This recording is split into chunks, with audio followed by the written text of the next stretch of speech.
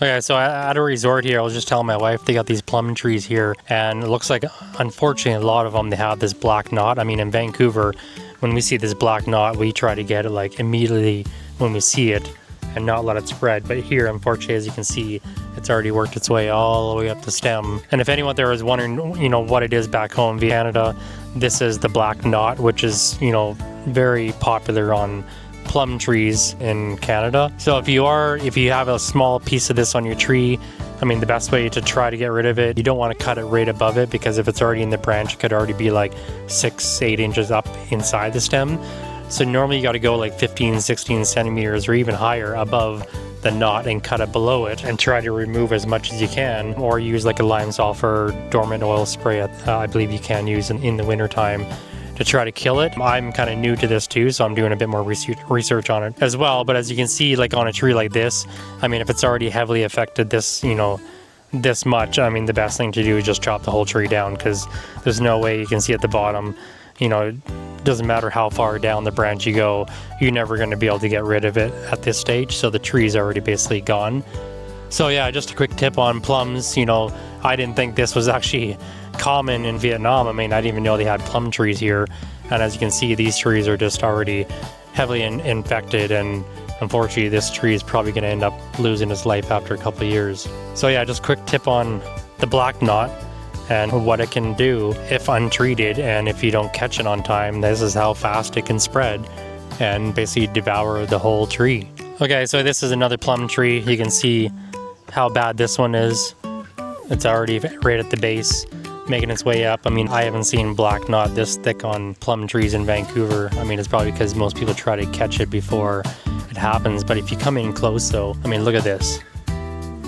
How, like the trunk is already gone. No way you can, try to revive this tree or keep this tree alive. So I think at this stage, I mean, these trees really only have, maybe 3 to 5 years left, and then that's it. They'll be toast after that. And you can see on the branches, I'm not sure now because the light levels are getting low. Evenings, we're around 5 o'clock now.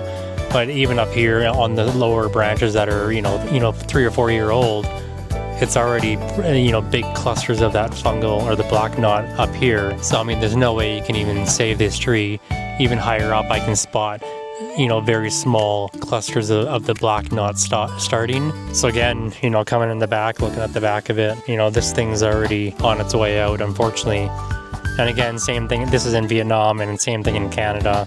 If this happens on your tree and if you let it get this this far in, your best bet is just to chop it down and get rid of it. And then for the wood, you don't want to compost it, you don't want to break it down. You pretty much have to burn it or discard it in the garbage, unfortunately, because this will, probably spread in your compost pile and then spread onto your next plants if you use it in your garden. So it's kind of neat to see these trees and all the plants here, when you're on vacation. But if you got an eye for the plants and eye for disease, on plants, you can easily catch this. We were just sitting here with my wife's parents and, chatting about plants and, looking at weeds and everything on the ground. And the first thing I noticed is the black knot, and they weren't, aware of it at all. So it's, a lot of people don't catch it. I mean, it's not something that, people catch on to right away or notice it at all. But it's something, if you're into plants or growing fruit trees, of course, this is something that you're going to find right away and notice right away. So again, little something that I caught in Vietnam, and apparently here, because the humidity is so high, this is one of the reasons why, they'll get it here, same as Vancouver. Humidity in Vancouver is pretty high, and it's really like mostly on plum trees and flowering plums that get this in Vancouver as well.